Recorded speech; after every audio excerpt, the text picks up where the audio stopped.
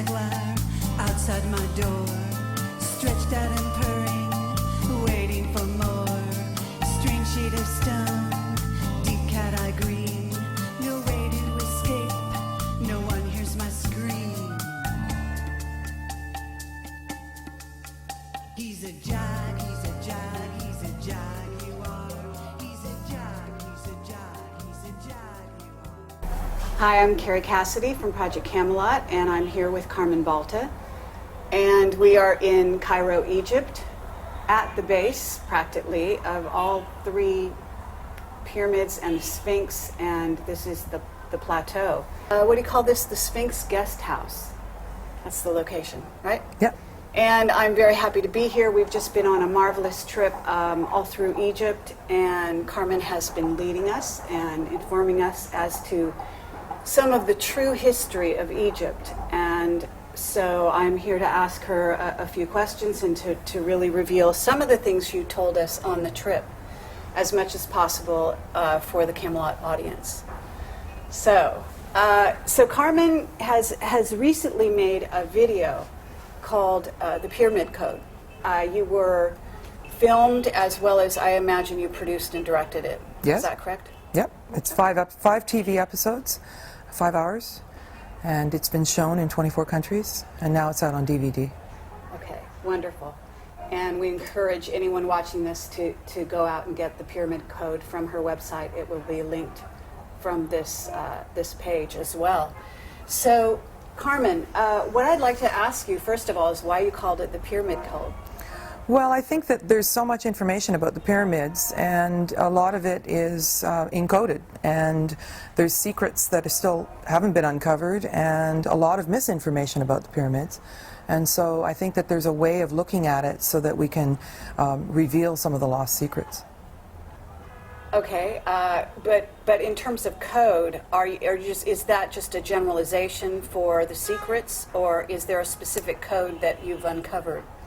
Well, I think that the Band of Peace, which is the expanse of 6 pyramid sites from Abu Raush to the north of here, all the way to Dashur, 15 miles to the south, are an encodement of a sky-ground correlation that's much more extensive than Robert Bauval indicates when he says that the 3 pyramids of Giza are associated with the belt of Orion.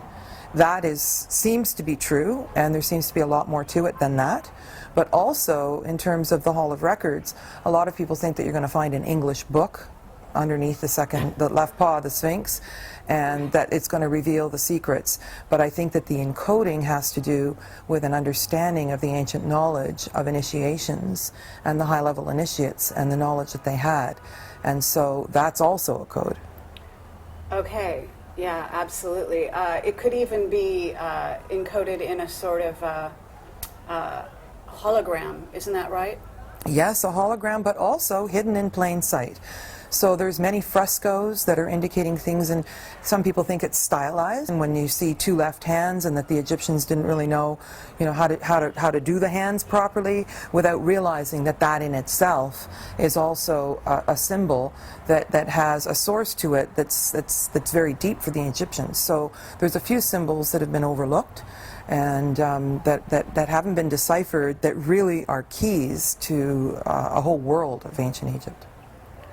So can you talk about some of that? And I'm also curious, just to backtrack a tiny bit, which is where you're talking about the peace, a peace configuration.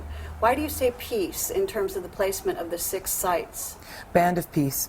At Abu Ghraib, Hakim is an indigenous wisdom keeper, and he is featured in the Pyramid Code, and he left us 2 years ago, August. And he talks about how it was peace and food, that the peace along the plateau and the pyramid sites, the 6 sites, actually the peacefulness of the way the high-level initiates existed here and the work they did was actually food for the people. Peace was food. So the Band of Peace is indicating that it wasn't what we have now. patriarchal ways of being and thinking that are warring, and one person fighting against the other and competitive and that sort of thing. The ancient Egyptians in pre-dynastic Egypt actually were matriarchal. And so there's a lot more to it than traditional Egyptology has been telling us. Right, and that's something that you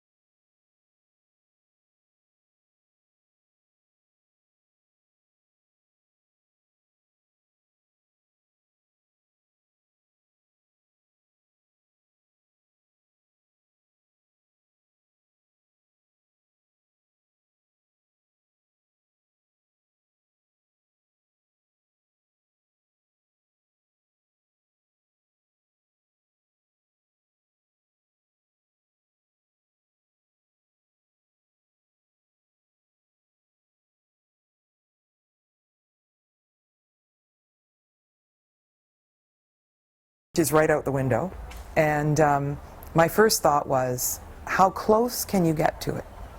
And then I startled again and thought, well, why do I care? Like, why is that interesting? So I was still very young, and I went to my mother and I said, where's Egypt? And she said, I don't know.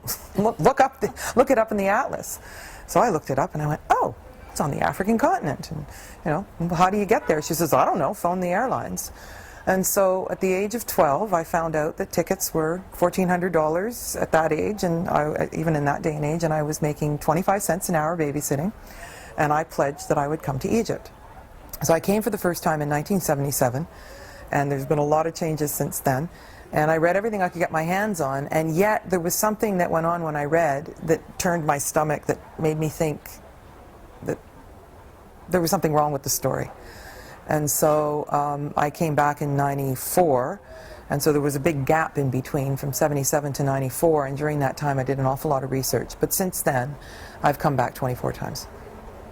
Incredible, 24 times. And you've been interviewed on Coast to Coast, and you, I assume you've written some books? Yes. That I haven't read, I'm sorry, because I actually just learned about you when I interviewed you sort of off the cuff for Pig Radio is what it's called.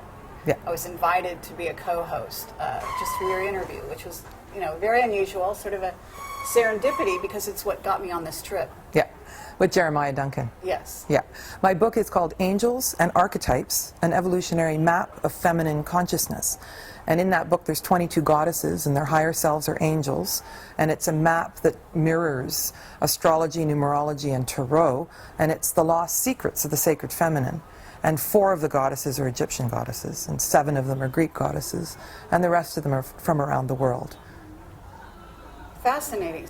What are the 4? The goddesses are Hathor, the goddess of love and beauty, Isis, Nui, some people call her Nut, but I don't think that's fair, and so she's the cosmic goddess, and Ma'at, who carries the feather of truth. And there's a story behind each one of them, for sure, deep stories behind each one of them.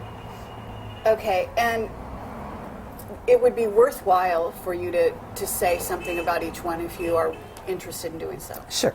Ma'at, she has the feather of truth in her headdress, and it was a very instructive story to the general populace, because the idea is that when you died, you were met by the jackal-headed god Anubis, who says, you're dead. And you go, I am? I feel exactly the same. And they say, check it out, your body's down there.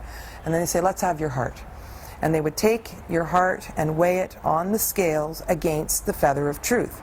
So if you had done something immoral, stolen or done something that was against humanity in some way, your heart would be heavy. And the gods that met you would say, we don't want you over here. You can't cross into the Bardos unless you are light of heart. And so that was a way that the populace could live well and learn to live well. But later, in the later dynasties, when the Amun priesthood took over, you could buy your salvation, and you could buy these little Shakti dolls, and then Horus would hold up the scale and say, yep, you're good to go. And so that was a real distortion from the true spirituality that went to religion. And then if we go on to Nui, the milk from her breasts is the milk of the Milky Way. And so there's a sky-ground correlation between all of the pyramids, as I mentioned, from Abu Rosh through Giza, and then Abu Sir, and Saqqara, and Dashur. And all of those are a sky-ground correlation that parallel the Nile where it used to run. And so you can see the old riverbed, but now the Nile is 8 miles to the east. But it's significant that that configuration follows the configuration of the stars and the planets in the sky. And so how the ancients could have understood this is beyond most people's capacity to understand. So if you think that Sirius would have been Abu Rosh, and you can go into Starry Night Pro and put in the planets Sirius, Orion, and the Pleiades, and what you'll see is that the belt of Orion, the sword of Orion is pointing to the Pleiades, and Sirius is behind, always, and you'll see on the ceiling of the Temple of Dendera that Isis always has her hand around the belt of Orion. She stands behind him on the solar boat, and Orion's sword points to the Pleiades. Now what's significant here, they say Sirius is the dog star in the Dogon tradition, and a dog generally on the leash follows behind. Yeah, and the sword pointing to the Pleiades. But the most significant thing is that the alignment never separates. So in Starry Night, you can roll things back 50,000 years, and you can roll things forward.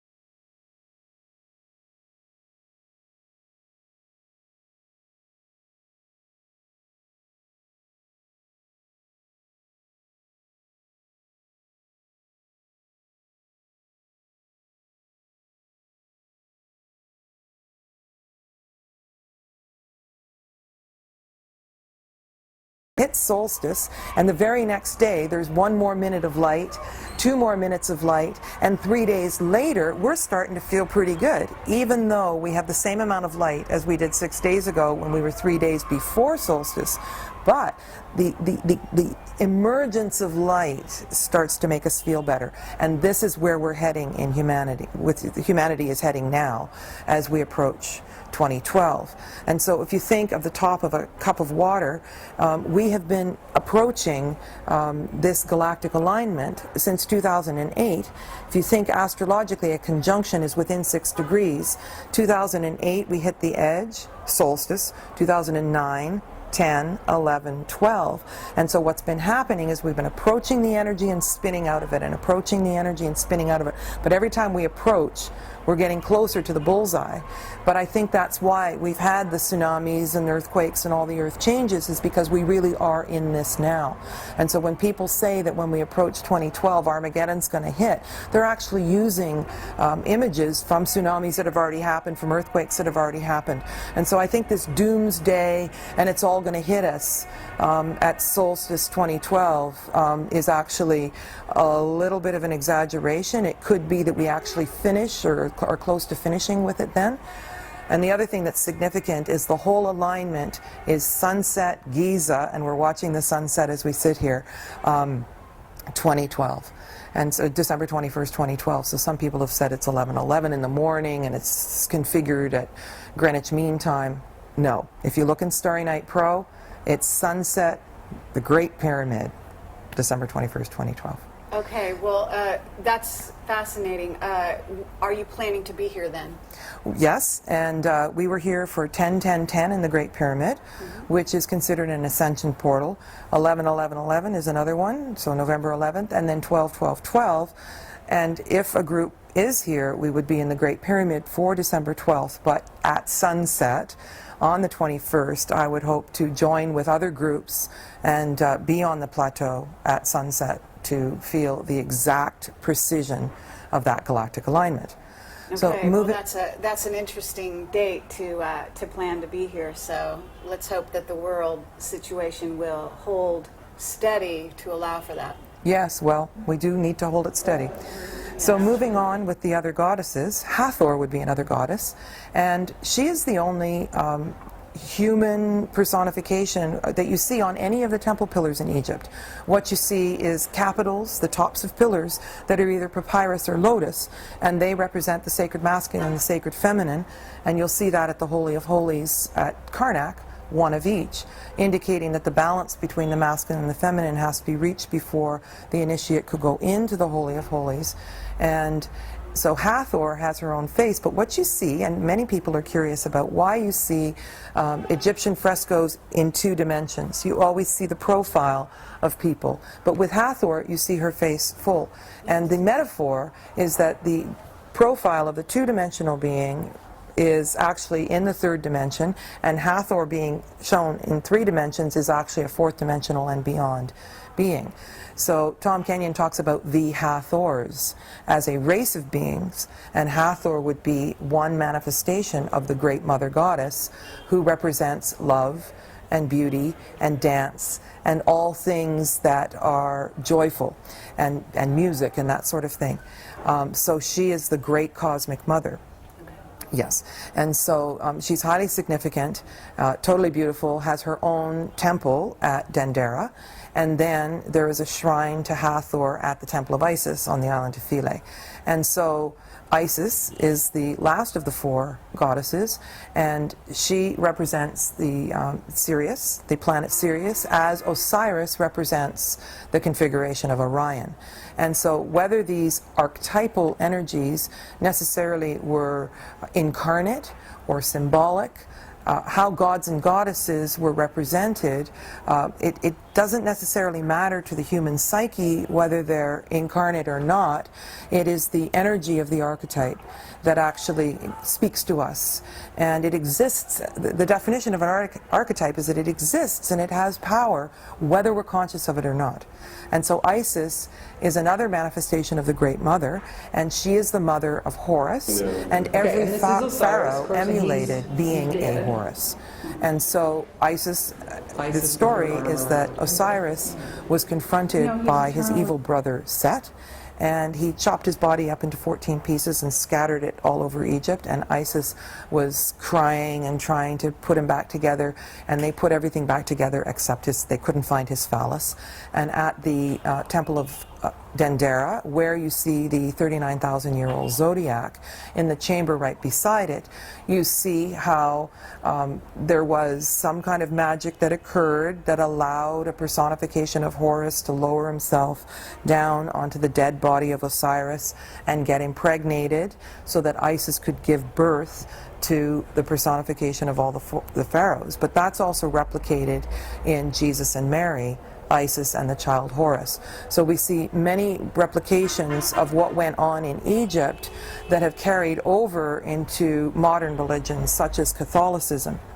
And then there were temples of Isis all the way around the Mediterranean basin. There was a huge network of temples of Isis, and the populace really benefited from this. Sometimes she was even depicted as a black Madonna, and so this lent itself to the populace being fed and nourished by the idea of the gods and goddesses, by the idea of the story of Isis and Osiris and Horus. And so the goddess Isis continued in her importance for many millennia. So also Isis continues to this day, doesn't she, influencing Egypt and being an important goddess at this time? Absolutely. And so when you look in the temples, you will see the manifestation of these four goddesses, and they're everywhere, and they are telling the archetypal story to the populace, and they are giving the encodements of how to live well and how to balance the sacred masculine and the sacred feminine. But these are four goddesses. Okay. First, do you think that the establishment in Egypt in the early days came from Atlantis?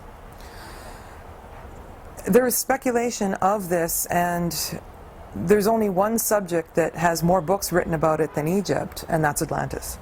And so Atlantis gets the all-time record for the most number of books ever written about it. And so I think it appeals, again, to our unconscious. There's a place inside us that really wants to know what our origins are and where we came from. And people can say there's no hard proof of Atlantis, and yet all over the world there's things that have been found underwater, and the Bermuda Triangle, and then we've got, you know, Plato's story about it. And it actually fits that there could have been a high-level civilization in the Golden Age that was threatened through earth changes, that was the secrets were going to be lost, and it could very well be that various evacuation committees were put together, and that Egypt is one of the sites that the knowledge came to. We can't prove it. Okay. Just out of curiosity, do you have any past life recall? Because you apparently seem to have past life recall of any time in regard to Atlantis. Absolutely. By the time I was 35, I had recall of 85 past lives, and I stopped counting then. And for sure, Atlantis was one of them. And it does make sense, and it fits together how star knowledge and sophisticated level and high-level technology and all of that was in Atlantis. And yes, I feel I do remember. Okay. Let's see, Abu Ghraib, is that how you say it, Abu Ghraib? The configuration there, that very strange, I was told it was a spaceport by William Henry and Jordan Maxwell at the time. I don't know if you relate to it in that way. But that was, in essence, they felt Atlantean. Do you feel that way? Well, I think you can't isolate the entire area. I think the whole of the Band of Peace is a unified field. And to isolate one bit or another it doesn't make sense and is not necessary. One of the things that is striking about Abu Ghraib, and perhaps we should pause for a moment and say that it's highly significant that the name Abu Ghraib is also the name of the jail and the torture chamber, and I think that's no accident. Like, yeah. there's some really interesting parallels that run through these things, and it's as though the powers that be had an understanding of the sacredness of that place. And so there's a lot that goes with the site of Abu Ghraib. And I'd like to tell you a little story. Since I've spent 7 hours doing interviews on Coast to Coast, and I've gotten thousands and thousands of letters from people. And one of them was from a woman who contacted me, and she said that she had this vision, and she wasn't particularly interested in channeling or any of those sorts of things. And she had this guide that came to her, and he kept telling her these stories, and she's like, well, who are you? And he says, well, I'm your guide. And she says, well, why are you here? And he said, well, perhaps I can help you. And she says, help me what? And so she was really quite the skeptic. And so he was trying to warm up to her, and so she said, tell me something I can't know. And so he said, okay, I'm going to tell you a story about this place called Abu Ghraib. And so she had visions of the crystal altar and all these different things. And so she goes online and she types in Abu Ghraib, and she gets all these miles and miles and miles of pictures of torture chambers.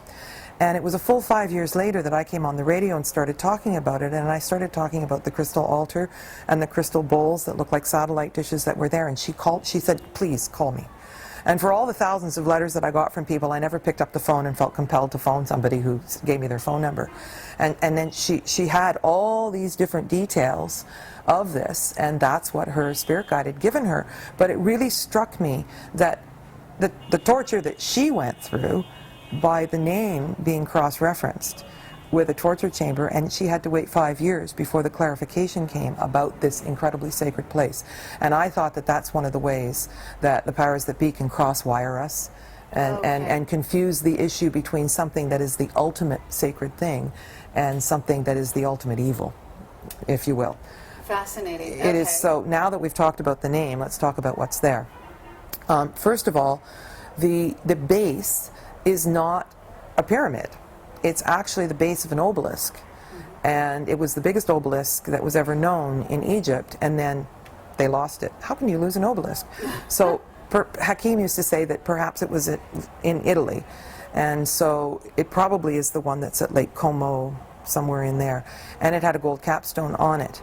But it was Ibra, which is the eye of the needle where the sun comes in. And so there's also speculation that instead of the pyramid being a planet, all the pyramids are planetary systems and stars, what was this obelisk pointing to? Because there's no relationship of the other things like Abu Sir and Giza, Abu Raush, Saqqara, and Dashur. So Abu Ghraib stands on its own. It's a separate site, and what's in front of it is this enormous quartz crystal laser cut altar with a 6-foot circle in the middle, and Hakim says that's a lid on a shaft to a tunnel system that's 180 feet deep. Now, it's absolutely certain that there is a network of passageways that goes underneath the Giza Plateau and underneath all of these sites from one end to the other. And Hakim talks about, as a child, being able to walk, crawl, swim in these passageways. But one of the things that contributed to my field work was being able to get on the plateau at sunset every night. And so I spent the better part of 5 years living here in and out of Cairo, but going on the plateau every night and going and finding entrances to these passageways, and all of them are blocked.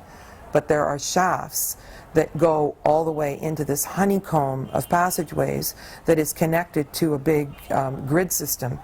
And apparently that stone circle that's cut out of quartz crystal is a lid to one of these shafts. It also has these huge slabs that point in the 4 cardinal directions, and we actually did a ritual there a few days ago.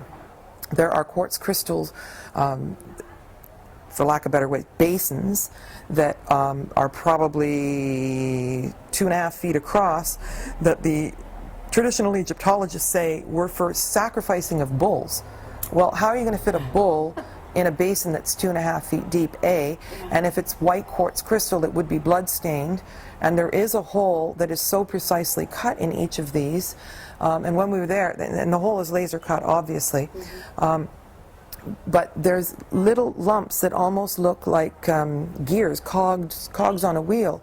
But what I noticed this time was that there was actually little impressions, and Lead Scallion, who did the Coral Castle in Florida, he said that he held the secrets of the ancient Egyptians, and he was able to do anti-gravity and create this huge site with large stones, and he actually even moved it. He did all the work alone, and he had to have been doing anti-gravity because these stones that he was moving were several tons, tens of tons. Yes. Yes, and on YouTube right now, there is a description of the physics of the speculation of what he might have done. And you see these circles that are divided up into divisions, and he put a magnet in between each of these little divisions. And so I hadn't noticed until 2 days ago that there's actually a little depression, and you could easily put something in these little depressions. And so it's almost certain that in conjunction with the schist disk, which is another artifact that I can talk about in a moment, that this would have had to do with anti-gravity and a high level of sophisticated technology. So this fits with the quartz crystal floor, which there's pieces of that are in front of the second pyramid. There's always a temple to the east of each pyramid. To the east of the step pyramid, there's a huge courtyard at Saqqara, and there would have been a quartz crystal floor that would have been 12 to 15 inches deep, open to the air, and polished. And so we have teeny tiny little crystals in an ADSL cable, in a CD, in a watch. Pretty much everything we have that's electronic works on these teeny tiny little crystals. And when you think about the expanse and the hugeness of the crystals that they were working with, you really have to start to wonder what the Egyptians were up to. Now the schist disk was made out of a thin green stone. It's got a hole in the middle, and it looks like a propeller with flat pieces, but if you were to turn the thing, it would almost look like a helicopter propeller. And they say it's a vase for a lotus flower. Well, where do you put the flower if there's a hole in the middle? And why would you have a porous stone vase? But anyway, they don't know what it is. But it was actually found in a tomb at Saqqara. And but in this tomb, it was obviously a pre-dynastic tomb, and the grave had a skeleton in the fetal position, not a mummy. And it had little bits of pottery, old bits of not string, rope, and this disc that obviously didn't look like it fit with the rest of the grave goods. So the story on that would seem to be that the person who the grave belonged to would have found the schist disc somewhere, would have seen it as an anomaly and something special, would have kept it as a sacred treasure, and was buried with it. But I think that it's really misunderstood how that fits. Now, Hakim said, and we've also found evidence of tubes of stone that are hollow in the middle that were the same shape and size as the schist disc, and there's also these reflective devices that are almost like shields that come down, and so they would have reflected. And when we think about sound and light technology and the use of water, zigzag patterns in the honeycomb, all of this fits together, and it would have vibrated at the sound of the hertz of the earth at the time, and so all of this in combination. And we haven't described all the bits and pieces, but it would have contributed to high-level technology that existed in coordination with many other pieces of high-level initiates working in conjunction with this equipment. Absolutely, and some of that is mirroring the work of Michael Tellinger down in South Africa, as he's starting to find that sound is a real part of the stone circles down there, and that it could be responsible for generating an electromagnetic field such that resonates within the stones and could have been used to do certain things. Yes, I did go down to South Africa on the invitation of Michael Tillinger, and I was shooting a trailer for a possible new documentary, and there are prolific stone circles. They do ring like bells. It's very curious indeed. And they are extremely numerous. They are rounded, which reminded me of Malta and various places where there were loosely packed stone circles, which is a completely different construction than Giza. Yes. But the roundedness lends itself to some kind of matriarchal, we don't know, and it's impossible to say. The stone circles now would have had to have been reconstructed. You can see underground from the air that parts of them would have been buried and then dug up again and reconstructed. They would be very old indeed, but you can't really perceive what they are from the ground walking around. But if you're in the air, and we did do 3 helicopter flights when I was there, it's almost like the Nazca lines where they don't make sense unless you see them from quite high up. Yeah, so it's very inconclusive yes. what they are. There's still a lot of science that needs to be done on them, but definitely a curiosity. But there is the element also of quartz, silica in the case of those stone circles, which is also part of the Great Pyramid, and the granite that is part of the construction of the pyramids and other temples.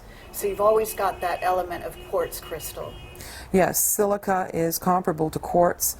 For sure, in Giza and the Band of Peace, there are certain kinds of stone that are used in different ways. So you've got the white Tura limestone, which would have been the casing stones on the Great Pyramid, which would have been white, and on the bent pyramid at Dashur, which also would have been white, and they're almost like an insulated wire. And then in the underground passageways, you've got granite, which emits radon gas, which has a quartz crystal component, and you can see that shining in granite countertops. Yes. And it builds a charge, and it carries a charge. And water moving in zigzag patterns would have carried a charge. And then you've got sandstone, and you've got basalt, and there's various types of stone that in different combinations would have had a different purpose to build a charge and then to release the charge. So as the charge would build in the water, then it would move up the ascending passageways in the Great Pyramid, and what was happening is the hydrogen and the oxygen water molecules would be able to blow apart, and then they could harness the hydrogen and create a passive form of power. And so all of this was known to Nikola Tesla, and his Tesla Tower had very similar features to the construction of the Giza Plateau, including being built on a limestone aquifer. And so it's on Long Island, and it has descending passageways at the same angle as the Giza Plateau, and then the tower itself is replicated in the shape of the pyramid, and the limestone aquifer, it would have percolated water, and so if the river was back where it originated, which would be in front of the foot of the Sphinx, and along where the fertile band still is along the Band of Peace, the river would have filled up these passageways and continued to erode the limestone over time, and then man-made honeycomb passageways, which are pentagons, five-sided. Pentagram. Yeah, pentagon. Yeah, okay, and so that would have also been part of the construction, because the angle of the zigzag pattern would have built the charge. And so it's also been said that Tesla knew the secrets of the ancient Egyptians. Leet Scallion knew that. And so there's a percolation through of people who actually remember how this worked. Hakim's one of them, but he also understood this through the indigenous wisdom teachings and through the old Suf language. So when you think of Sufi dancing and whirling dervishes and the linguistic roots of the words, then you can start to piece certain things back together. And one of the things that Hakim was always certain of was that the priests and the priestesses were the ones who worked with water. And the symbol for life is a symbol for fresh water, which is the Ankh. And life comes from fresh water, which is the sacred feminine, in balance with the sacred masculine, because you don't have anything unless you have the balance between the two. And so all of these are little clues that fit together. I would like you to talk a little bit more about the Great Pyramid and the notion that it is an ascension chamber, and what that means. Okay. For sure, over millennia, the Great Pyramid would have been used in many different ways. And so there are many, many theories about how the Great Pyramid would have been used. But let's think about how it was found. So when the Great Pyramid was initially found, it was sealed completely, apparently from the inside. And now when you go in the Great Pyramid, there are slats that you can walk up. There are railings that you can hold, but imagine the pyramid without those. I mean, how would you be moving around in there? And so I don't think it was really ever meant for people to be walking around inside. The other thing is that the stone coffer, which is inside the so-called king's chamber, would almost certainly have to have been built within it rather than moved into it. And some people say that that so-called sarcophagus would have been moved, but again, it's built right into the floor.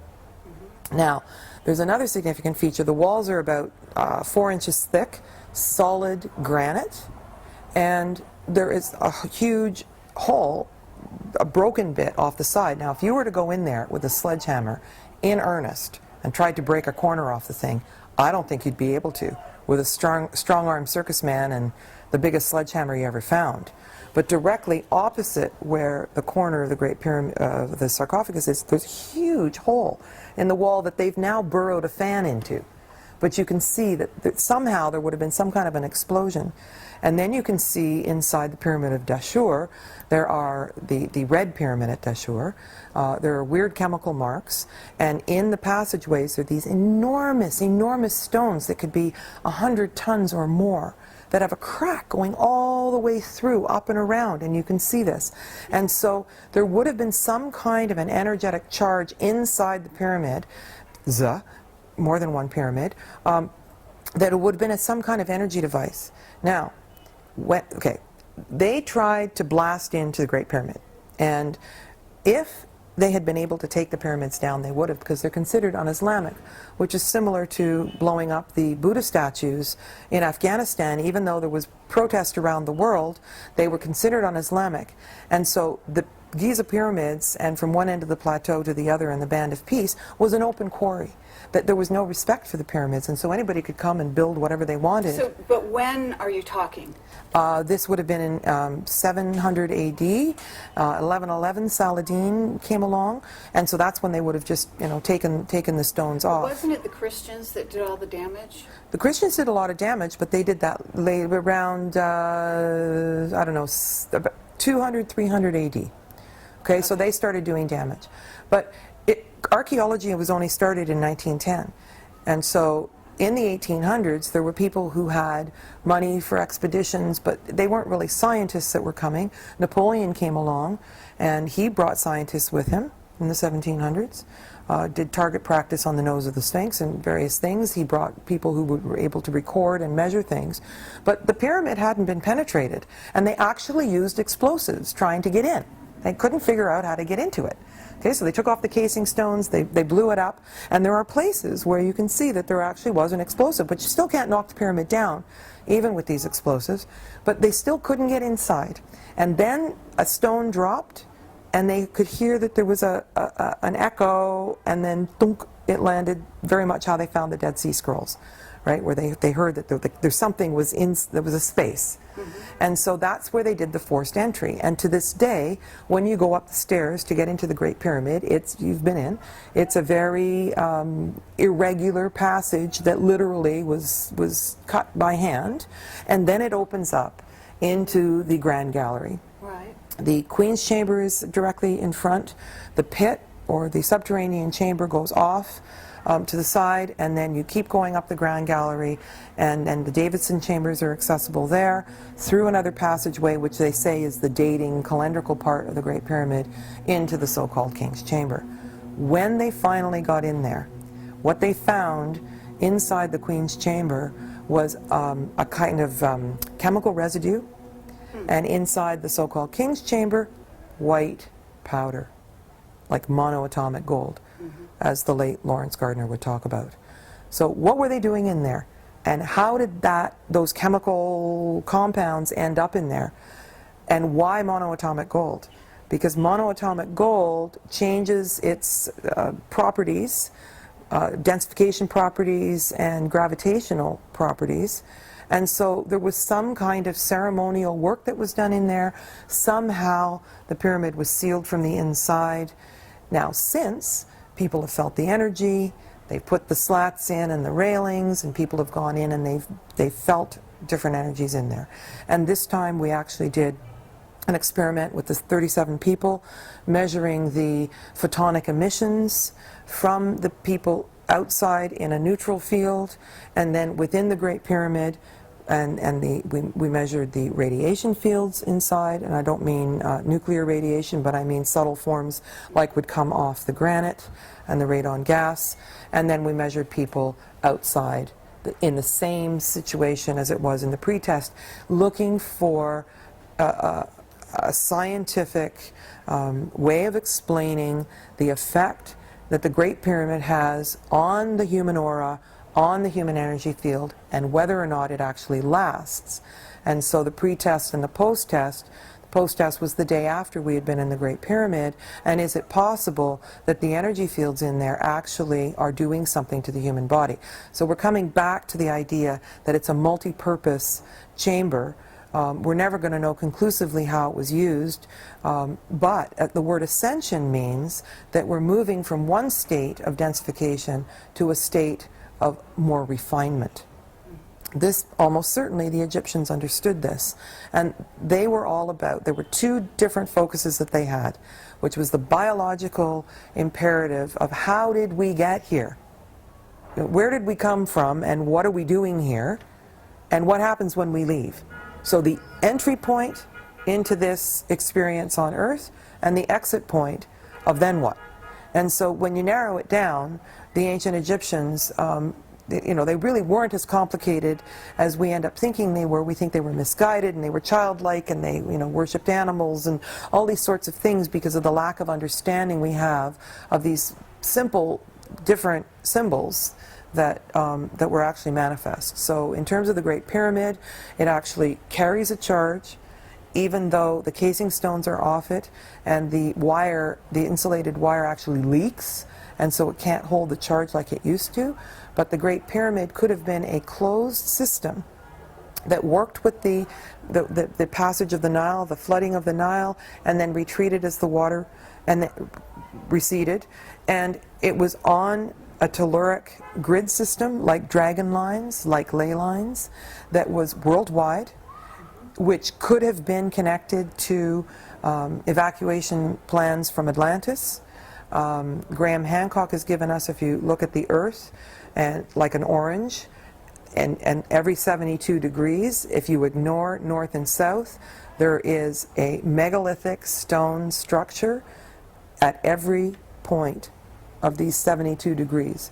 So we have Easter Island, we have Stonehenge, we have Giza, we have many different places. And so it would have been very clever indeed if this closed system was able to generate energy that was actually able to feed the entirety of the Earth through these telluric currents that had an ability to conduct a passive form of magnetic energy that would have sustained a certain amount of energetics on the planet, and now it's broken. And it's still, if you're standing within the structure at the core of itself, it's still generating a field.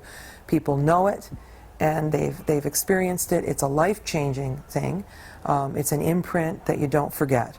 How they were using it would depend on the time frame, and... Okay, but, and it's funny because we are right here, and I'm going to point the camera in this direction so people can see, but right now we're trying to get the right quality of light on this conversation. The Great Pyramid's right there, so we're discussing it as we look at it. And I have to say that there must have been, though, even though they tried to get in at a later date, it seems to me that there would have been a passage inside where initiates were able to go in and out of the pyramid, that somehow it was sealed after a certain point in history. Well, again, we get little cross-referenced, and I think that the real initiation chamber, where the high-level initiates went from the 8th level of initiation to be supercharged to the 9th level, was actually under the second pyramid, which is also right here. Mm-hmm. And from the Sphinx Temple, I had a lot of memories of that temple, and I looked for it for 10 years, and I was playing that you're warm, you're cold, you're getting warmer, getting colder, and I couldn't find exactly where it was, because it's one of the most highly restricted spots anywhere on the planet. And so when I finally found it and my foot touched the actual stones, it started to run like a movie, and I could see the priestess dresses and smell the flowers and see the candles, and I went, oh, around this stone wall there's a door.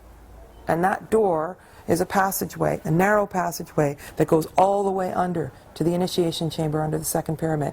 And I went around the corner, and there was a metal plate, that size, right under. And it was a narrow passageway that wouldn't allow you to stand up. But when you think about magic carpet rides, the little silk carpets, there was a way that they could levitate, they could fold their energy to stop, they could lift their energy to float along these passageways, and that was part of a ritual of an initiation. So not the Great Pyramid. The Great Pyramid possibly was sealed, and it was a machine doing its own thing, but it's a whole different thing in the second pyramid, which could have been an initiation chamber. And Hakim is the first to tell you that the second pyramid was seen as the Great Pyramid.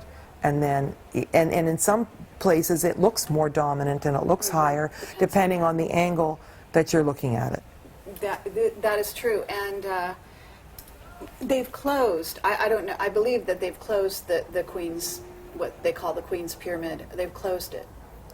Well, my understanding of the Queen's Pyramids are the 3 auxiliary pyramids to the south of the 3rd pyramid and right here to the east of the Great Pyramid. The 2nd pyramid is not, I don't know of anybody who calls it the Queen's Pyramids. The Queen's Pyramids are these 3 ones over here. I've always thought of it But they've closed, okay. Over the last decades, they've always had at least one pyramid closed. And it's the intention of the Department of Antiquities to close all the pyramids to the public forevermore. Right. And so the fact that we were able to get in there and do a private meditation on October 10th, 2010 here was actually quite fortuitous. So we can't take for granted that these pyramids are going to stay open to the public. Right, but my question is actually in the 2nd pyramid, I assume you've been inside. Yeah, yeah. Yes, and it was open for a time, but it's closed now, isn't it? All I'm saying is that they always open and close things. Okay. So over these 25 trips, there's been a different pyramid open and closed for restoration at various times. But I've been in there several. When it's open, I go in. It's been open several times. Yes. Okay, but it's just an interesting, because this is Project Camelot. We're always looking for conspiracies and reasons behind things, as to why they do what they do. And there's certainly a plot going on here in Egypt in terms of what's being rolled out, in my opinion, after this is my 3rd time here, and after comparing all the evidence and the fact that they do close them, and they close them at odd times and make sure that they're not all 3 open simultaneously, there might be a key there. That's all. It's an interesting dynamic. You bet.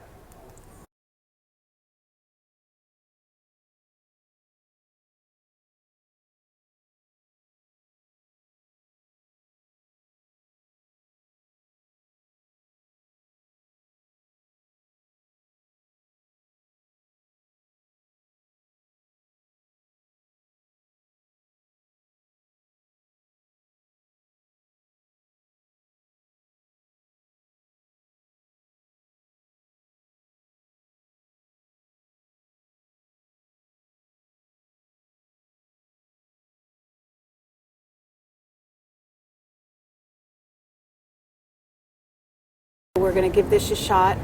Hopefully the sound will maintain itself. Where we were was talking about, and we've got the prayer, the sound of the prayer. Prayers going on in the background, so that's all very interesting. And they're only getting louder. Okay, but I think that they should mellow out pretty soon. I mean, it's great atmosphere, in my opinion.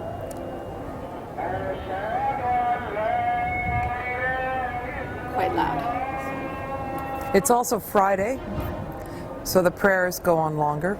I see. Because Friday's their holy day.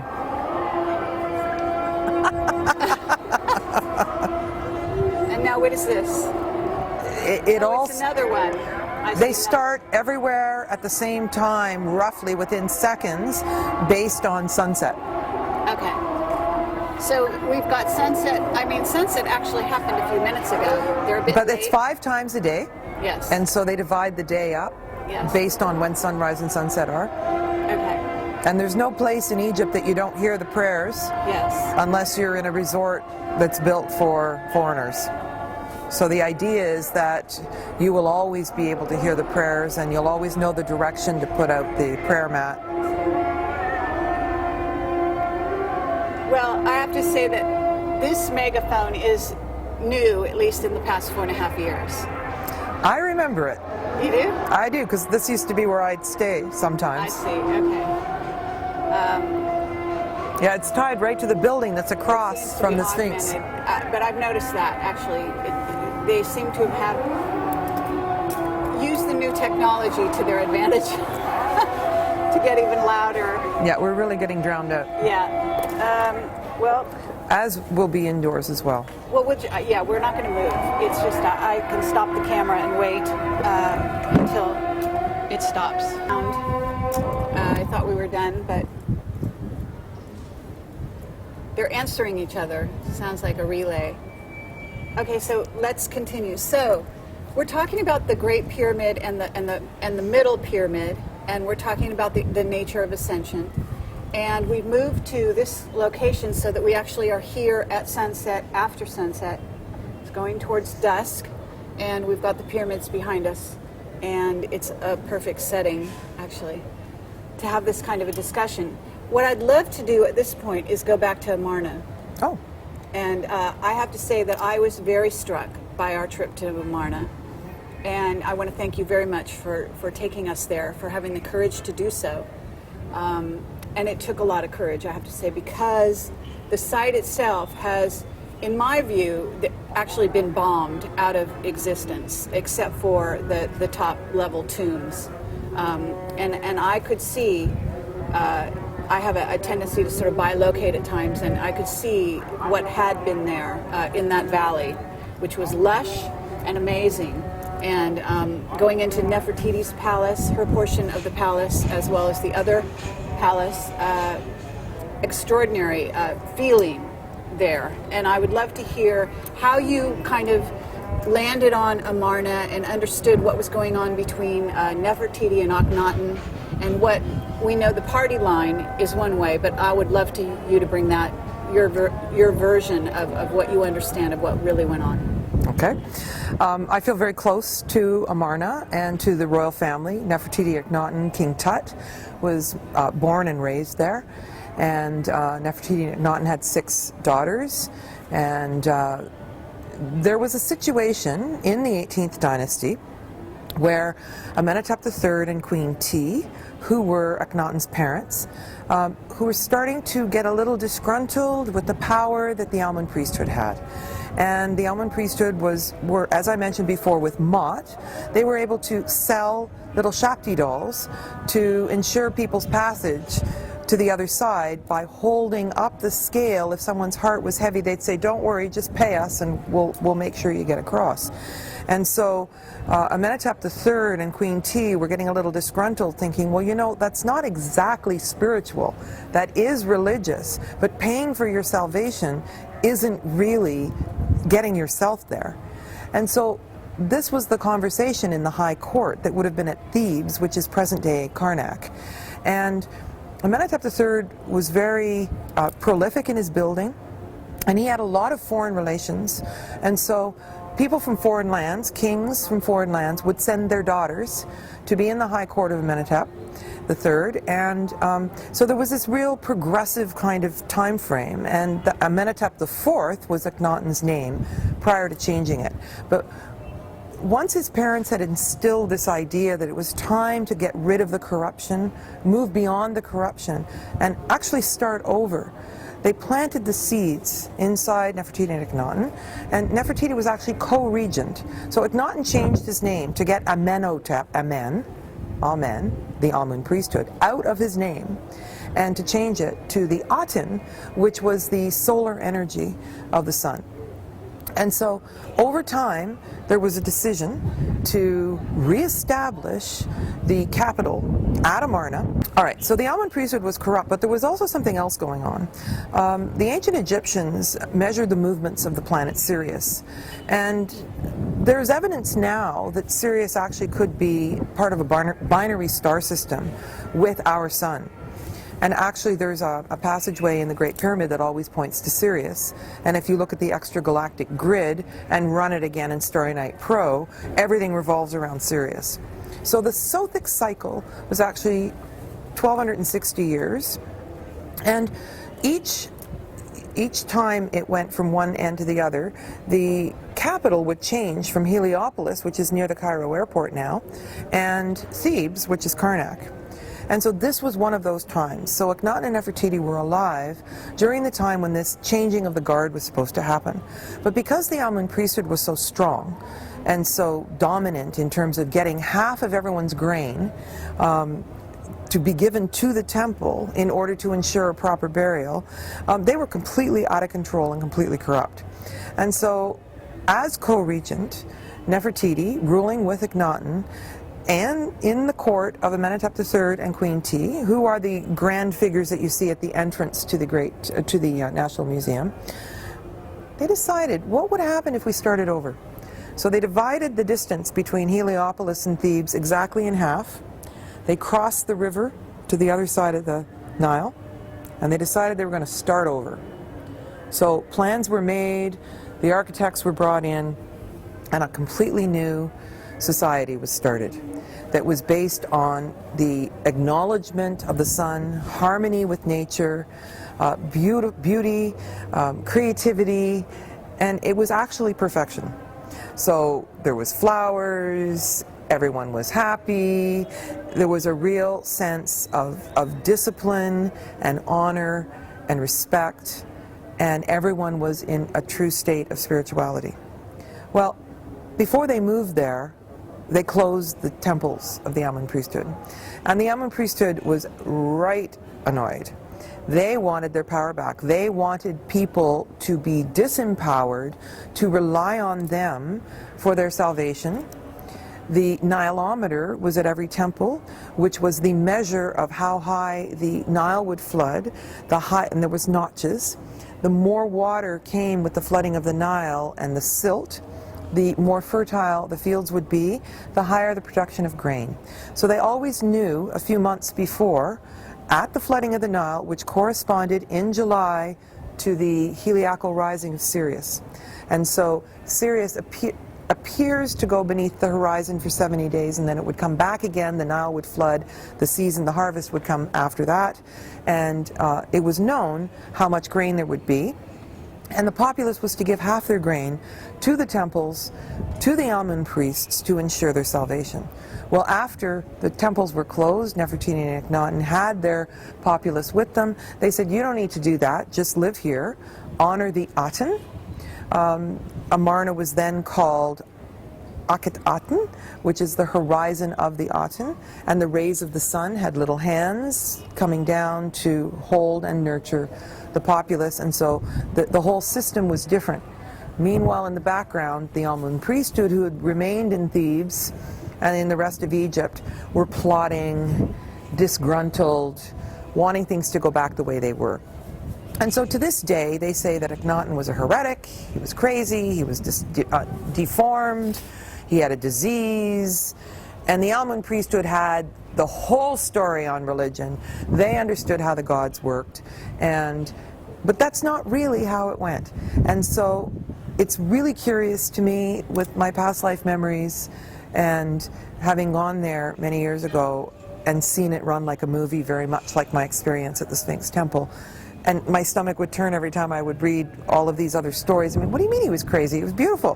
What do you mean? Spirituality is a much better idea than this silly religion where you pay somebody and the disempowerment of people instead of the empowerment of people. I thought they've got to be wrong. The ideas that were embraced by Nefertiti and Akhenaten made sense. And the energy and the creativity in the populace and the beauty there was unsurpassed. And the tragedy to me was we haven't had peace since. Okay, but there was a plot, and what I want to do is sort of unravel that a bit, if possible, in terms of not only the killing of Tut, King Tut, but also his father, Akhenaten. So how did Akhenaten die, first of all? Well, first of all, there's no way that I'm convinced at all. Having been at Zahi's press conference, I knew he was going to try to say that Akhenaten was Tut's father. And there's absolutely no way. And we've done the family tree, there's been psychic archaeology, there's people who remember. I knew that Zahi Hawass, head of the Department of Antiquities, was going to try to do that. I was at the press conference. They did not do the DNA testing with the mitochondrial DNA and the X chromosome. They used the Y chromosome, which is the boy chromosome, instead of the matrilineal line. And there is absolutely no way that it is a conclusive proof. But the other thing is Akhenaten, I think, would have shared a similar fate to Osiris. And the Amun priesthood was so angry, they did plot. They did infiltrate Amarna. And they slowly poisoned one of Akhenaten and Nefertiti's daughters. And that led to the absolute, unconsolableness of Akhenaten. And so Tut most assuredly was raised in the high court. He was prepared to be of the Amun and the Aten. His name was Tutankhaten. And when there was a real shortage of boy babies right the way through the 18th dynasty. In the High Court of Hatshepsut, again, she became pharaoh. She was queen and she became pharaoh because there was a shortage of boys. So there was some kind of genetic anomaly happening. Most of the royal family, including Tut, Akhenaten, Nefertiti, and some of the other sons and daughters, had distended skulls. They had Asian eyes. There was definitely a genetic anomaly going on. So, you know, was the father. I take issue with that. I don't think it's possible. Okay. Yes, and absolutely, I would agree with that. But my understanding was that perhaps, this is where it gets very interesting also in terms of whether Tut was related by blood at all to Nefertiti and Akhenaten. Well, I think for sure he was part of the High Court. I think that it's entirely possible that Queen T and Amenhotep III were his grandparents. Okay. Okay? But there's a missing link in there.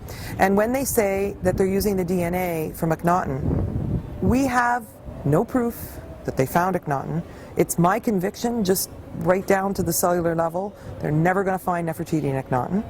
When they say the mummy of Akhenaten, and they're showing on YouTube, on the National Geographic site, they're looking at a skeleton. In the 18th dynasty, all of them were mummified. Okay? And they say mummy, and you're looking at a skeleton, and they expect you not to notice. Okay? There's something wrong with that.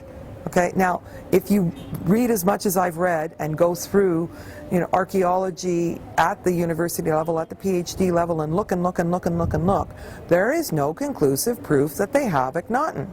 So how you can take the DNA and prove that it's Tut's father is not possible. And you cannot trace the lineage through the Y chromosome. Okay, the matrilineal line, the way it worked. The dynastic Egypt started in 3113 BC, which parallels the beginning of the Mayan calendar. All of Egypt was matriarchal prior to that.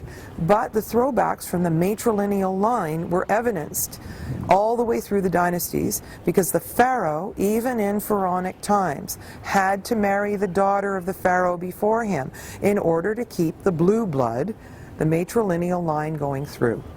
Mitochondrial DNA, which just really came into the scientific community not that long ago, is like tree rings, where if you take my father, me, and my son, and you, we would see instantly that the three of us are part of one family and you're part of another family.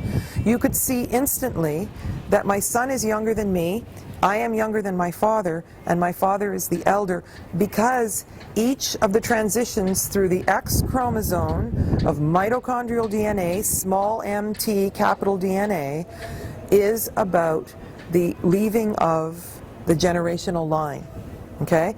And so you would be able to tell if they're part of the same family. Now, there's a problem. Now, the other thing is, if you look at somebody like Ramses II, who was in the 22nd dynasty, his tomb had 67 rooms.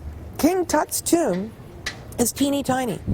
And then next to it, there was a cache, C-A-C-H-E, of mummies found, and tomb robbers came and unwrapped the mummies and put them back in different boxes, and they really lost count of who was who and how it all worked. And then they seem to have taken all the furniture from Amarna and shoved it into this very small tomb and said, ta-da! But Tut was only ruling from the age of 8 to 18. And then they say they use the medical model to examine the tissue of the mummy of Tut. So they say he had a club foot, he had a cleft palate, he walked with a limp. Well, wait a minute, he was an enlightened being. He was perfect. They say, oh, and Hatshepsut was obese. So they're looking at the medical, oh, you have high blood, oh, we're going to give you medication. It's all the medical model. Well, that's not what was going on in the 18th dynasty. They were incredibly pure beings. And so, yes, Tut was raised in Amarna. Yes, he was part of the royal family. He was trained to walk both roads, so that at the fall of Amarna, he was taken on. But as soon as they found out that he was truly of the Aten, and he was only posing as being of the Amen, they knocked him off. It didn't take long. They got a hole in the skull. Oh, no, no. Lots of mummies have holes in their skulls. So this is, to me, a fabrication. I don't know what their agenda is. Well, I knew their agenda was to make the association, but they're not looking at it from a larger perspective. They're not including the matrilineal line, the matriarchal concepts that you need in order to understand what was truly going on throughout dynastic Egypt and all the way through pre-dynastic Egypt, which was most certainly matriarchal. Okay, there are some lights. Can somebody hit the lights? In regard to Akhenaten and Nefertiti, how long did they rule? 18 years. 18 years. That's it? That's it. That's a lot. That's a lot? Well, it's not as much as Ramses II, who ruled 65 years, but okay. 18 years is a good run. Okay, and what I was wondering is, how soon into their reign did they move to Amarna?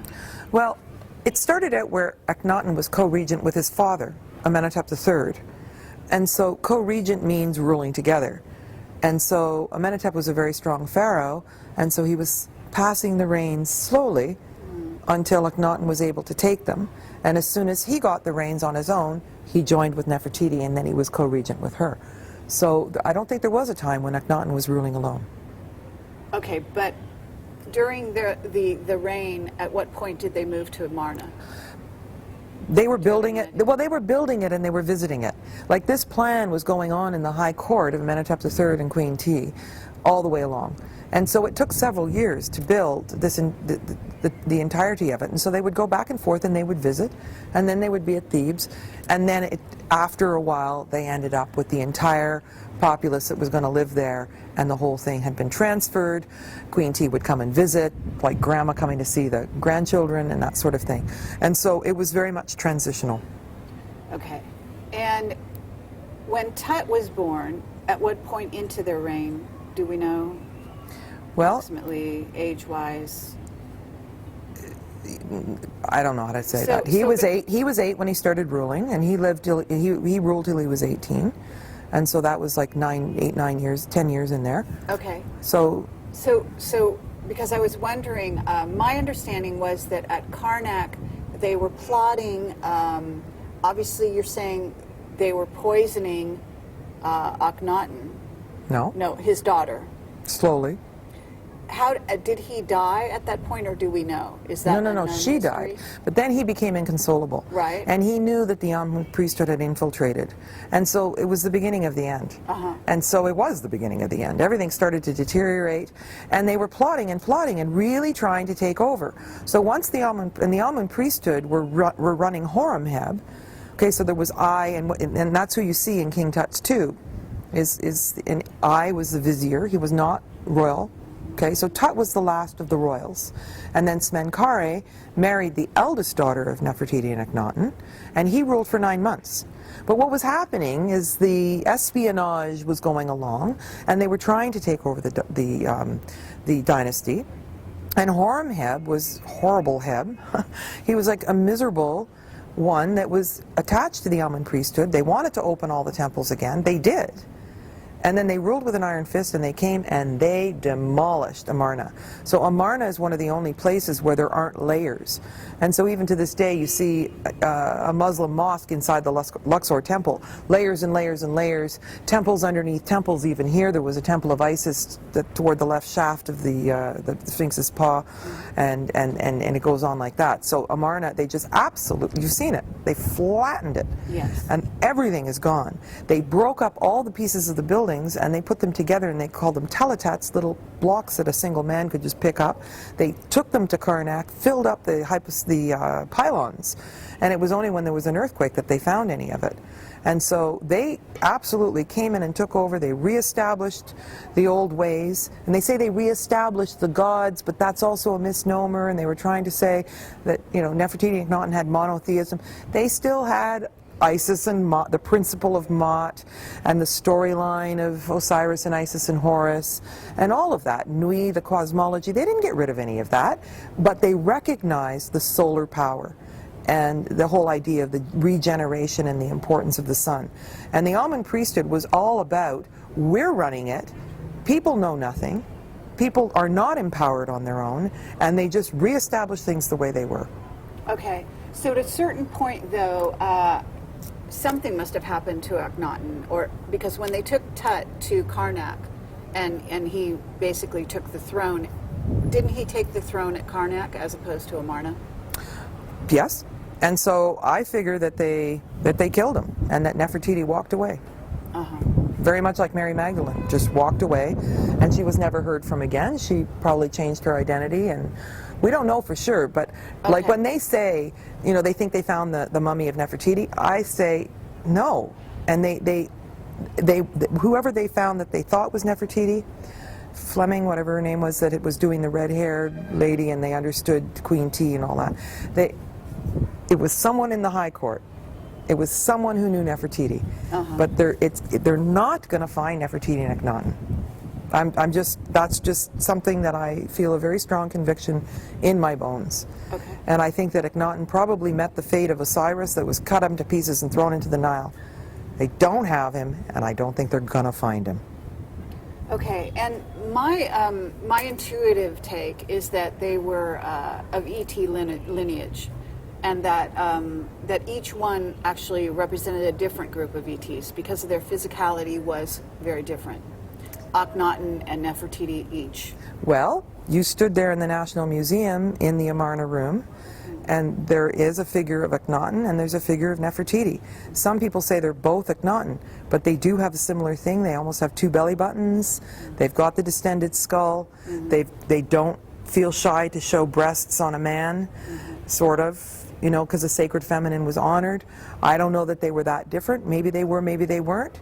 But Hatshepsut herself said that her father was taken over by a star being when he impregnated her mother, and she was half star being. And so they weren't... Where was she in the lineage, though? Was she after them? No, no. She Before was them? at the beginning of the 18th dynasty, early in the 18th dynasty. Her father was Tutmosis I. Tutmosis II was her husband. Tutmosis III was her brother, and it went on like that. Okay. And Tutmosis IV is the one that went to the Sphinx, and the Sphinx was buried up to here, and he heard a voice and said that the Sphinx said to him that he would be Pharaoh if he unburied the Sphinx, and he had made the stela that has the mirror image of the Sphinx on either side, which is almost like a portal to go through, like the stereograms that use both sides of the brain. That was all part of Hatshepsut's lineage.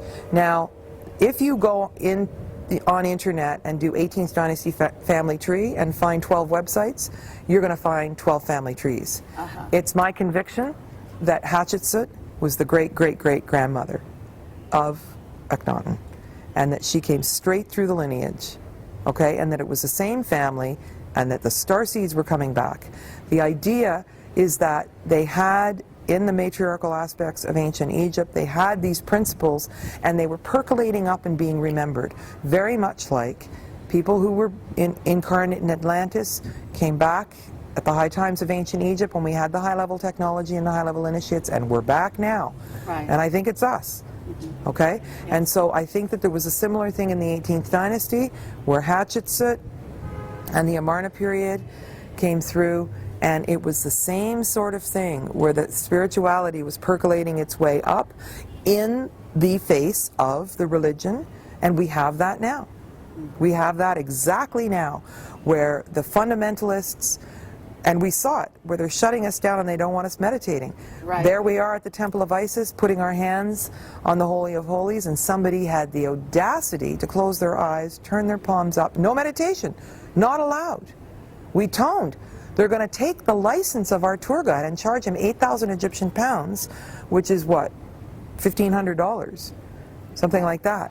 Yeah. You know, because we prayed. When you see the invasiveness of the praying here, and so we went and sat inside the temple to Hathor. We closed our eyes, sat quietly, and turned our palms up, and we were told it was illegal. That's right, that meditation was illegal when we were told to stop right away. And how is peace and peacefulness hurting anyone? Exactly. How is sitting quietly grounds for anything illegal? Absolutely, and the notion also of the temples themselves as places of reverence, of silence is what they are. It's clearly, it's clear when you walk into them that this is what was intended. And yet what is happening with the guards now is that they are actually moving against anyone showing any kind of reverence or any kind of peacefulness or meditative state. Absolutely. And when you're in the Great Pyramid with the general public and people are just chit-chatting and clumping along, all of those idle thoughts get magnified. And I find it so incredibly disturbing. And in the temples, when it's crowded, people shoving and shouting and take a picture of me, Yes. And it's just ego. Right. And when the temple's clear, when the Great Pyramid is empty, instantly it resets. And the temples are constructed in a way that they replicate the cavities of the human body. And the Holy of Holies always enters through the feet. And the Holy of Holies is also always represented by the pineal gland. And the way it used to work is the general populace would enter the initial hypostyle halls, and you had to have higher levels of initiations to go through. And there was always a winged disc with a cobra, a uraeus, and the vulture, which is the sacred masculine and the sacred feminine, that had to be in harmony. The lower self would surrender to the higher self, and you would walk into the temple with the highest good of humanity in mind. Drop your ego at the door. Well, now they don't even want us quiet. Right. They encourage the idea of the mishmash and the ego, and it's ludicrous that being silent they would find. I don't know. I don't have words for it. Absolutely. Well, it's an outrage. And I have to say that also they're trying to prevent people from taking pictures in certain areas, which is very interesting. They're also blocking off large portions, very suspect portions, in my opinion, of certain temples. And it seems intentional. Oh, definitely. It seems like there's a lockdown, and this whole idea of also closing the pyramids to allowing people to go in them, to go near them, even the Sphinx, the same thing. The notion that because what happens with these pyramids is there's a force field. They exert. I mean, it definitely goes this far. Definitely. Even farther. Sure. It's said to even be possibly a balancing sort of fulcrum for the planet in general. So we're talking about a huge force field. We're also talking about the notion that if we're right, and you can go into, say, the Great Pyramid or even the Second Pyramid, and your vibration is raised such that ascension becomes more of a possibility. If you can be triggered, if you can go through initiations that can then lead to spiritual development, further development. If they lock all those doors off from humanity, then we're really talking about a dumbing down of humanity in general, and a plot that's going on with respect to the Egyptian government. And they are, in essence, financed by the U.S. government for all intents and purposes. So what we have is something rolling out that sounds very much like the Illuminati and what's going on. Yep. And I've been coming here since 1977, when there was no wall, when everything was different. I spent 5 years in and out of holes on the plateau, exploring the tunnels. And then they put the wall up. And so to me, it very much felt like locking the barn after the horse was already stolen. We already know that personal empowerment is within us. It's a bit late to shut it down. Sure. And it's obvious that they feel threatened by the idea of personal empowerment. And it's exactly parallel structure to the 18th dynasty. The Amun, we still say Amen when we're finished a prayer. And the Amen of the 5 phases of the cycles of time in Egypt is the dark of the dark. And Heper is the scarab, which is the dawn. And in 2012, we are turning the corner from this as well. And so they are very threatened by the idea of personal empowerment, that God is within us, God, Goddess, Father, Mother, God, inside men, inside women. We have deciphered the code. We already understand. Sorry, you're too late. Okay, thank you, Carmen Volta. That was beautiful. have to say. So I'm going to keep that part, just in case.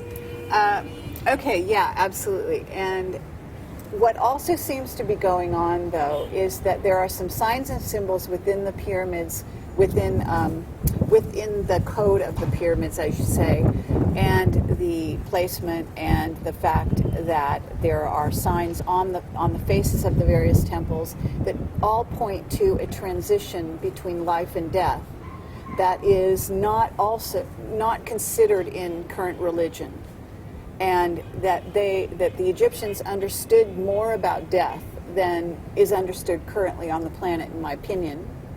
And could you address that? Well, first of all, in the ancient language, which was called Suf, and Sufism is related to that, and whirling dervishes are still here, and that's Sufi dancing, in a way. In the ancient Suf language that Hakim knew from the village of Abu Sir, which is just down the road, the indigenous wisdom keepers told him these stories and taught him the language that wasn't written down. There is no word for death. They call it westing. And so the sun goes down, as we just saw it go down, to the west. The Sphinx greets the sun every day to the east, and they called it westing, knowing that the sun would come up again. And so we transition. Now the populace was taught how to live well through the understanding that we almost certainly will show up again. Now, they talked about Ka, the Ka, which is the body double, and the Ba, which is the soul part that lives no matter what. And so the ancients were into abilities. They had abilities. Now, I'm not saying that the farmers in the field had it, but the high-level initiates understood that we had a body double, so when they were bilocating, it was the light body that would go and be in the other location. And they understood all kinds of things like teleportation and telepathy, and they were able to manifest and do alchemy.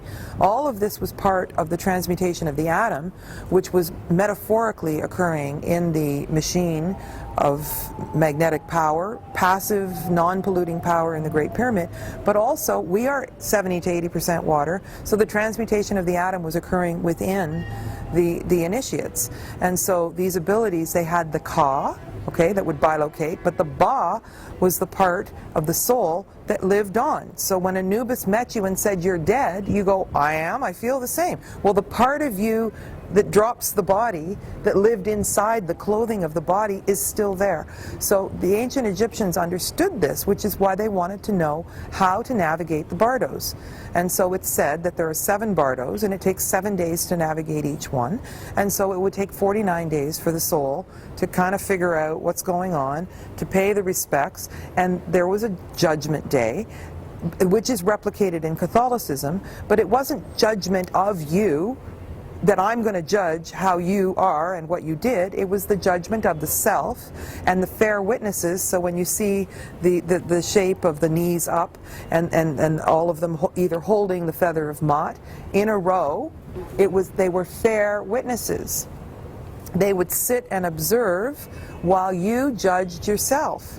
How do you think you did in the evolution of your own soul? That was what was important. And so when you go into the Valley of the Kings, which you're not allowed to speak in, then they put you into silence when it could be that you could be instructive and explaining what was going on there. Then no guides, no one's allowed to talk in there. And so it's like it's just to cross-reference so that we don't understand what they knew. You should also talk a little bit about the fact that you yourself are not supposed to be our guide, technically. That we have to have an Egyptian guide who is basically the one who's supposed to be speaking. Yes, and they're trained and they memorize all of the stuff about Ramses and the 19th dynasty was Seti's, but 20th, 21st, and 22nd dynasty was Ramses, first, second, third, Ramses, who discovered that he quite looked like Amenhotep III in a race, and so it's all the warring, and they cut off the hands of the enemy, and you see them holding them up by the hair, and then they have the sacred feminine, and they have the storylines of what was really going on, but it's almost like this adjunct, and the rest of it conquer and all of that, and it has nothing to do with the true spirituality. And so this is what the guides are trained to tell you. And so when I stood here and listened to a few guides, I just felt my stomach turning. I felt like I wanted to pass out. They'd say, this is Ramsey, and I'd go, who said? And I had this voice inside my head, and then I'd be arguing with myself like, who's talking, and why do you think you know anything here? But the fact of the matter is that they want the patriarchal story coming down that's replicating the idea of the Catholic Church, that power over, not power from within.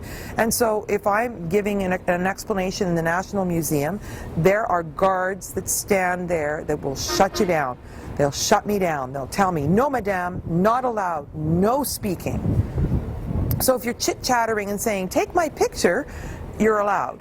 But if you're making sense of ancient Egyptology in a true way that's about self-empowerment, they will follow you and shut you down because they want the old story. And I looked into becoming a traditional guide, and you have to memorize the script. And it's all about Ramses. And you can say New Kingdom, this and that, and Old Kingdom, but you're not really supposed to even know the story. It's insidious, yes, and it's brutal. And we still know that there's a truth that exists anyway, no matter what they do. Okay, well, the truth is inscribed in the temples, if you look close enough. And certainly you're an expert at doing that. And I thank you for that. And I think that more people who can watch this video, watch the Pyramid Code, can start to get a clue that there is something going on, that there is a history that they don't know, that has been hidden from them with regard to Egypt. And the interesting thing is that as we get closer to 2012, even in the last 4.5 years since I've been here, there's a huge upsurge in tourism here. And one would think that there seems to be almost an innate signal going off that is sending people to Egypt at this time. Where they are, whether they know it or not, looking for their past. And that they may be keys to ascension here that they are hoping to find, to trip into. Unfortunately, the guards are not trained in this knowledge, but you are. Well, you're one of the few. But the irony here is that people who have the hunch and all their lives they wanted to go to Egypt, and then they get here, stand there and go, oh, I thought it was and they get shoved the old story, and they get cross-wired. Right. And to me, this is similar to what they do on TV. And I've given the example before because I think it's so clear. The movie Stargate starts out, the first half hour is so engaging, and it appeals to the unconscious part in us that wants to believe, that already knows that this is true. And then they start with the blood and the gore and the fighting and the blood from death instead of blood from life. Menstrual blood, matriarchal, is blood from life, which is different than blood from death. And so you see the priests, and they've got the Virgin Mother red, white, and black colors, and then they use a sacrificial lamb instead of the highest form of DNA, which is matriarchal. So they cross-wire us with the truth of the first 30 minutes, and I call it the scriptwriter's fantasy. So this is what happens: is people feel inspired to come to Egypt, and then they stand there and listen to all this Ramses stuff and go, oh, it doesn't add up. So they came to Egypt with the hopes of being triggered. They're standing in the sacred structures that could trigger them if they were empty, and just they stood there, it would trigger their unconscious. They're looking at the frescoes, but they don't know what they're looking at because it's hidden in plain sight. You can look at these frescoes and go, what am I looking at? You don't know. And so what I've tried to do with people who come on the tours is give you little clues to decipher, and then to create sentences in your own head with the symbols so that you can piece it together. And I say, I'm not going to be there when you're looking at your pictures and when you're doing further reading. So if these few little pieces of the code can come together and make sense to you, then you can start to decipher for yourself. Because in actuality, as I said, if the Egyptians were concerned about biology, how we got here, they were well versed in quantum physics, they understood astronomy and the movement of the planets for sure, and they wanted to know what happened when we left. And it makes sense. They acknowledge the gods and goddesses. Now we channel. We're closer to the ascended masters. What's different? It's us. And I've also said, if there's such a thing as our future lives from the past of when we were in Atlantis and in Egypt and here, if we knew that things were going to be as absolutely dumbed down as they are now, and it was up to you, me, and our little audience to say, how are we going to trigger ourselves in the face of abuse and pollution and insanity and power over and a few people making money at the expense of everyone else? What would we leave for ourselves as clues? And that's what you see on the temple walls. Very well said. Absolutely. Okay, is there any last things that you would like to put into this discussion that we're having? And, you know, really I could talk to you all night and all day, but under the circumstances, I don't want it to impose on you too long. But what I would like to know is there any sort of bits and pieces that you can gather at this time to put into this discussion we've had that might have been overlooked? Well, I think if there's one thing left to say, since I started coming in 1977, when I was in my 20s, I have seen such an incredible force to disengage people from being here. And there is systemic stress in people all over the world from hyperinflation, and the pollution is abominable. The traffic, 10 million people commuting in and out of Cairo every day, the conditions of not hardly even being able to breathe the air. When you think of the purity and the sanity and the peace and the creativity that we had in ancient Egypt, this is craziness. And for people to long to feel the sanity of the ancient times and the force field and the split between the cultures being widened instead of narrowed, and to have the conditions so difficult for people to be able to realize these truths, speaks to me of an incredible time of darkness when we're right poised on the brink of coming into light. That these are indeed difficult times and brilliant times, and it's really not that easy to uncover these secrets. And it seems that the powers that be are crippling us and sending, you know, thought viruses and building mind control towers and everything that you talk about in terms of a plot or a conspiracy. And I guess I rest on the note, it's not really working. We have endured difficult conditions, we've been tested, and we're still here talking. Absolutely. And we did notice that in our travels that we were being sort of targeted, if you will, that there seemed to be an increased number of what appear to be towers that are capable of sending out scalar weapon signals to dumb down people here in Egypt. In other words, that there seems to be a grid being laid upon the grid. Yes. To redirect the energies in certain ways that we have no idea what they're doing, but there seems to be some concerted effort to change the directions of the ley lines even. Well, and not only that, how many policemen got on the buses with us with their AK-47s, and how many guards and watchmen have to be there, you know, with their uniforms while we do a ritual that we then have to pay for, because it used to be that Abu Ghraib, we'd go through, and you'll see it in the Pyramid Code, there's no booth, there's no gate, you go through this mango grove, and then they turn it into charging us thousands of dollars to go do the same thing, and we have to bring a whole busload full of policemen with us to protect us when there was nobody there in the first place. And so that these are indeed difficult times and brilliant times, and it's really not that easy to uncover these secrets. And it seems that the powers that be are crippling us and sending, you know, thought viruses and building mind control towers and everything that you talk about in terms of a plot or a conspiracy. And I guess I rest on the note, it's not really working. We have endured difficult conditions, we've been tested, and we're still here talking. Absolutely.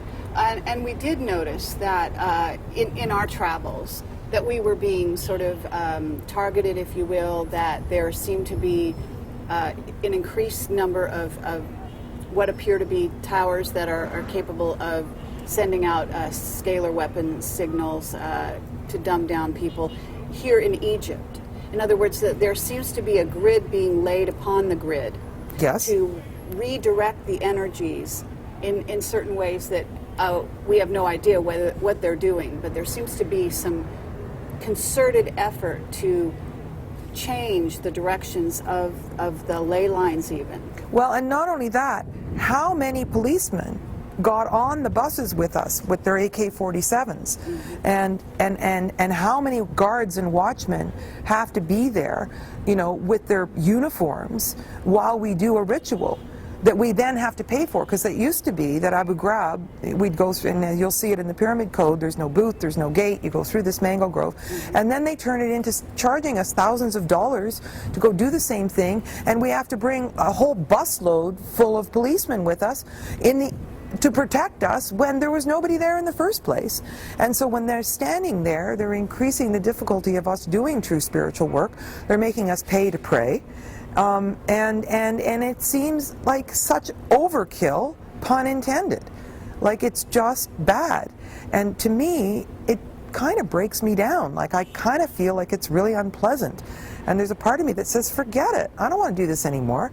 But the thing is so many people want the truth and want to come to Egypt with me, and I've managed over 14 years of leading tours to pretty much protect people and have them see really wonderful places, and I feel like, I'm getting tripped, and getting my, tripped and tied, making it impossible, and the level of spiritual people who managed to come did feel perhaps a little tired by the difficulties we had, but they are very resilient and they bounce through, they see straight through to the truth, and we survived, thankfully. But everybody was challenged, and it shouldn't be so difficult. Absolutely. One last question in regard to the incredible amount of garbage on the streets of Cairo and in the riverbeds and the canals and so on. And I've actually taken pictures. And I'm wondering, because, there's no reason why, with the riches that are thrown into the coffers from the United States and elsewhere, that garbage couldn't be collected here. And yet the people have to live in this kind of filth. And again, we've got beautiful temples and beautiful, monuments such as the pyramids. And yet, if you look, you take the time to walk down a city street, it's absolutely appalling. And again, that seems to be an added part of the plot. Well, and I have cleaned the inner chamber of the heart of the Sphinx, full of garbage, plastic bags. It took me 3.5 hours. I cleaned the subterranean chamber in the pit. I was in there by myself, and I was thinking I was going in there to meditate, and I ended up becoming the garbage picker, and it's highly illegal to take anything off the plateau, even garbage. And then you go to places like Luxor or Al Kharga, and the streets are clean. So Yes. it's a measure of consciousness, but there's 30 million people in Cairo. And so another metaphor is, if you take the entire population of Canada now and push it into the space of the city of Calgary, which is the largest square mileage of any city in North America, and you take out the traffic lights except one, and take out the garbage removal system or divide it in half, you have Cairo with 10 million people driving in and out every day. That is insanity. And they could clean it up. They could give people a sense of pride, but it's very harsh conditions here. And Right, but the people, do have a sense of pride, and Egyptians do, and they actually do love, the Sphinx and the pyramids and their temples, and this is part of their heritage as well. So, what we would ask is that there be an effort put into that direction.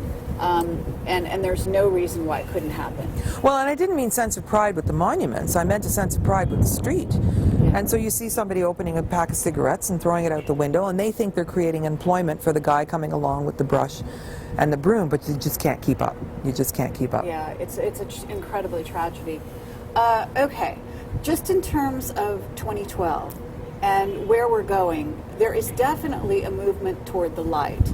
And as you've demonstrated here, that seems to be part of the progression and part of the story that is indeed being traced through Egypt at this time, and through the story of the line of where we end up in the progression of the equinox. Can you talk at all about 2012 and beyond, and where you think that Egypt might go from there? Well, that's a difficult question in terms of modern Egypt. Ancient Egypt is one story. Modern Egypt could continue to get more populated, more dense with pollution. And in terms of the precession of the equinoxes, actually, if it is spring equinox, it won't be till March 2013, till spring equinox, where the new cycle is actually in place. And so I'm not sure how to answer that in terms of Egypt will likely continue to become more populous in terms of visitors. And hopefully we will be learning lessons from the frescoes, and more people will realize what ancient Egypt's really about.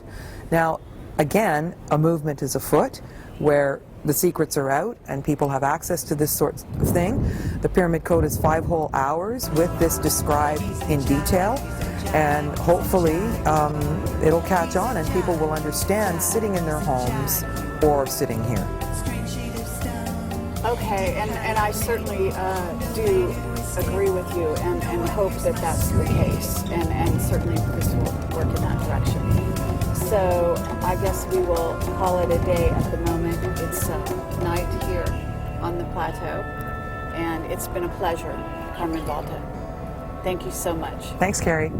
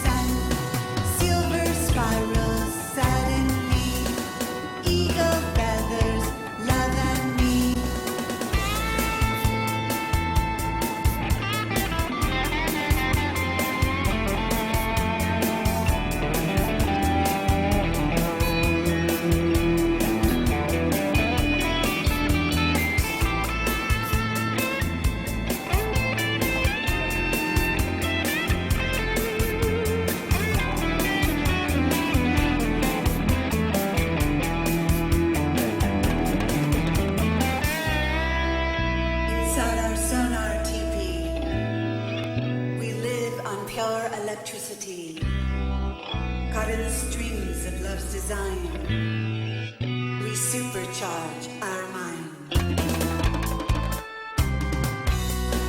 Ego, one by one, soaring skyward, sun to sun, silver spirals,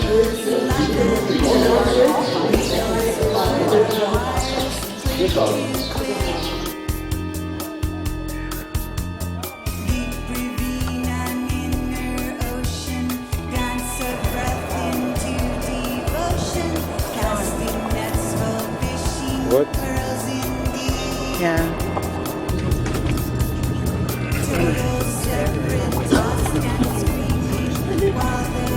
Want to give a buddy? Some piece? I'll give 2 big ones.